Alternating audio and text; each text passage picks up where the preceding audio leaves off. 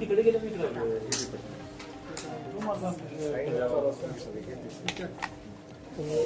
आज बिबट्यानं तुमच्यावरती हल्ला केला. खरं तर तुम्ही काठी हातातल्या प्रतिकार करत होता. काय वाटलं समोर बिबट्या बघून? नाही, काही तसं काही म्हणजे हे झालं नाही. ज्या वेळेला बिबट्या समोर आला त्यावेळेला माझं एकच ध्येय होतं की त्याला कुठंतरी हुसकवून साईडला कुठंतरी हे करायचं, जेणेकरून तो आपल्या वन विभागाच्या ताब्यात येऊ शकतो. एवढ्यासाठी आमचे फक्त प्रयत्न होते. त्याच्यामध्ये त्यांना माझ्यावर हल्ला केला. बिबट्यानं हल्ला कुठं तुम्हाला काय काय?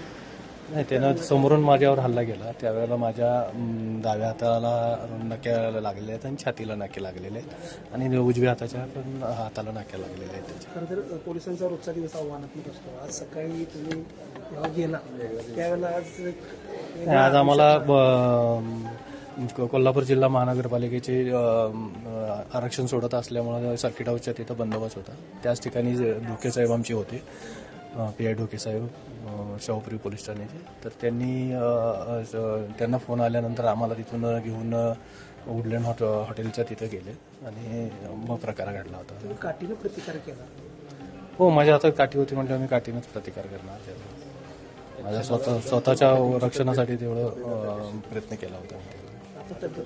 आता माझी तब्येत ठीक आहे. समोर मृत्यू उभा राहिला होता असं नाही, तसं तर काय वाटलं नाही, पण थोडी भीती तर मनात होती की काहीतरी आपलं होऊ शकतं. ते घरच्यांची पहिला संवाद झाला त्यावेळेला काय भावना होती? घरच्यांना मी फक्त एवढंच सांगितलं की तब्येत माझी व्यवस्थित आहे, मला काही झालेलं नाही आहे. त्यानंतर मग काय त्यांना एवढे जास्त भावनात्मक झाले नाहीत.